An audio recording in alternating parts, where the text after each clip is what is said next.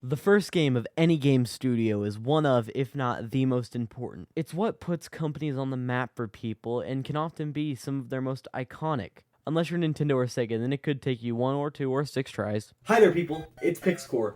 Wayne Gretzky's hockey. You just witnessed the start of a multi-million-dollar corporation.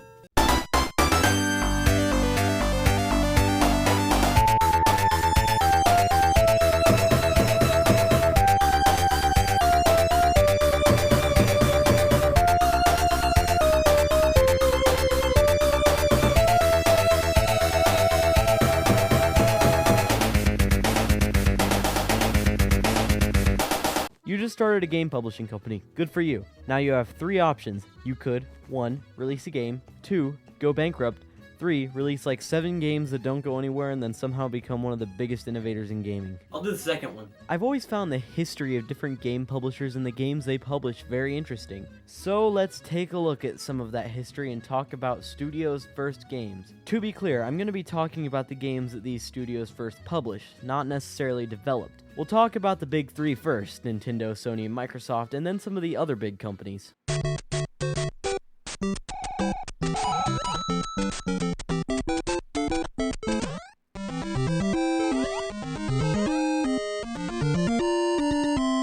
So first up is Nintendo, and their first game is one of the most iconic games of all time and redefined platformers. I'm of course talking about Donkey Kong. Except I lied! So then it must have been their shoot 'em up from a few years before, Radar Scope, right? Nope! See, Nintendo was originally a card company that eventually became a toy company that eventually started doing everything from taxis to love hotels. Classic family-friendly Nintendo. Eventually, though, they saw potential in the video game market with an arcade racing game called EVR Race.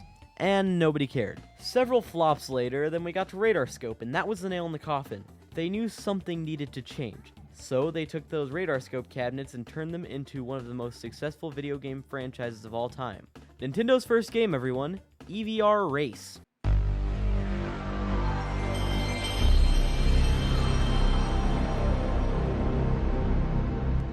Sony and Microsoft are interesting cases because they don't just make games and consoles. Look at Sony in particular. They make TVs, headphones, phones, I think, cameras, movies, bad movies. Luckily though, their history in video games isn't nearly as complex as Nintendo's. Their first ever game in Japan was called Crime Crackers, but I'm looking for a North American release game. Their first ever game released in North America, published by them, was Beyond the Beyond. I have literally no opinion on this game, so let's move on.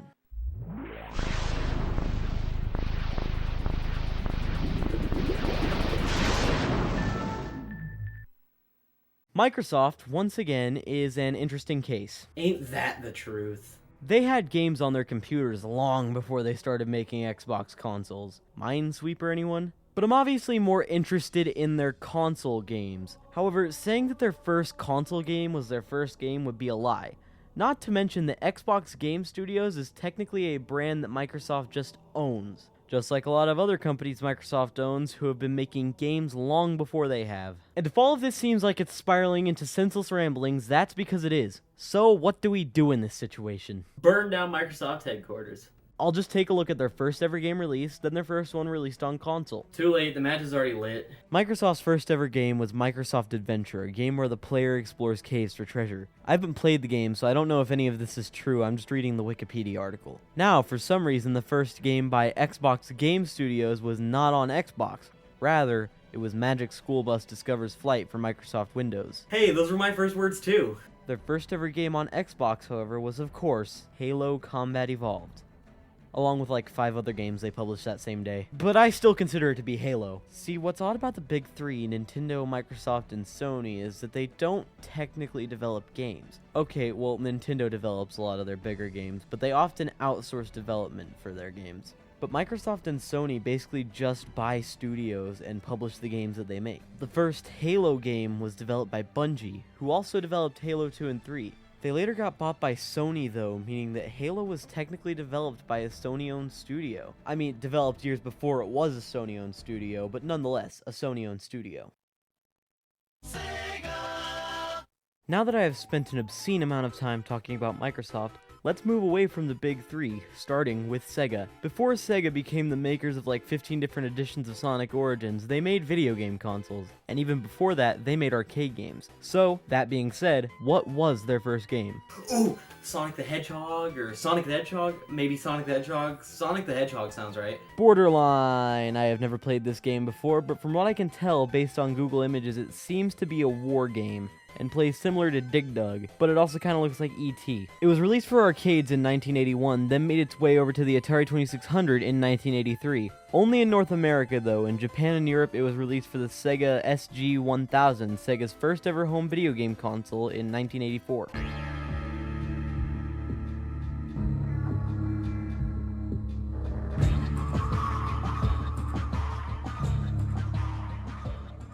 Valve, the makers of the Portal series. Also the company that never learned how to count past 2. 1, 2, I want to say Alex. And luckily for me, their first game is much more well known than some of the other companies' first games. In fact, I own it. Well, I own the remake of it, Half-Life. Released in 1998, Half-Life is one of the most revolutionary games of all time. Before its release, most first-person shooters were just clones of Doom and Quake, but Half-Life changed FPS games forever. It innovated in storytelling, gameplay, and physics with Valve's Gold Source Engine. The footage you've been seeing is the remake that was made with Valve's Source Engine, which Half-Life 2 and Portal were also made on. From what I've heard, it's the worst version of the game, but I just assumed it was better and bought it when it was like 99 cents on Steam. While Valve games often don't make their way off the PC, this one did. Half-Life was ported to the PS2 in 2001. Funnily enough though, Valve ported Half-Life 2 to the Xbox in 2005, I assume because it's more powerful. But it's funny that if you were a console-only gamer and wanted to play both Half-Life games, you'd have to buy 2 competing consoles.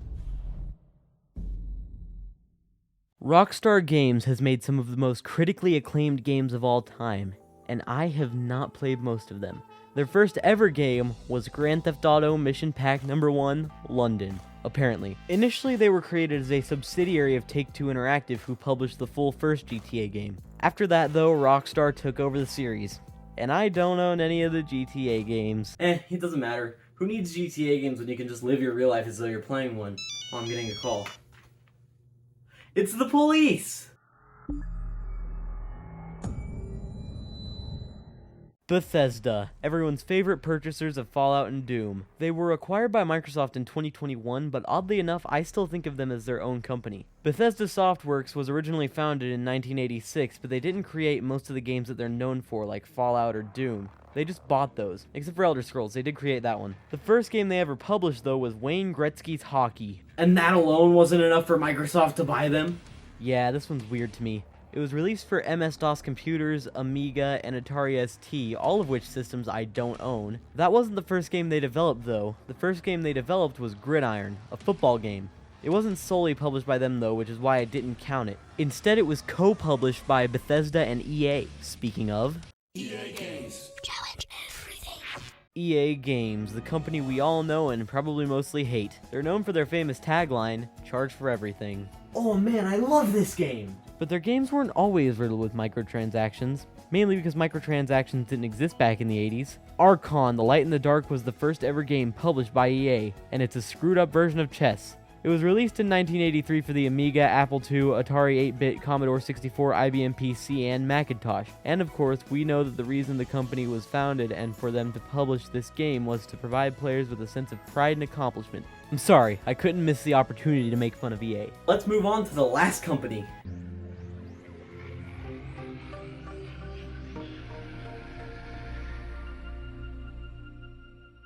Oh man, the last one is Ubisoft? That's disappointing.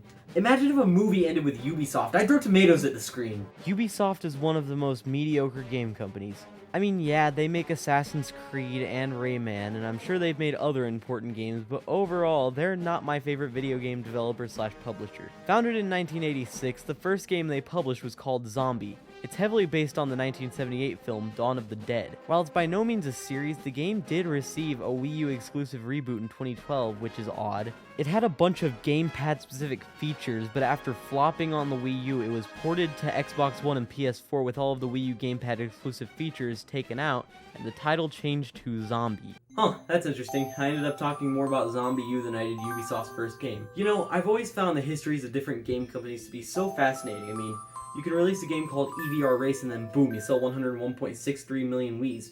You know what? I'm gonna release a game of my own. I'll let you know how it goes. 1 game later. This game is still great.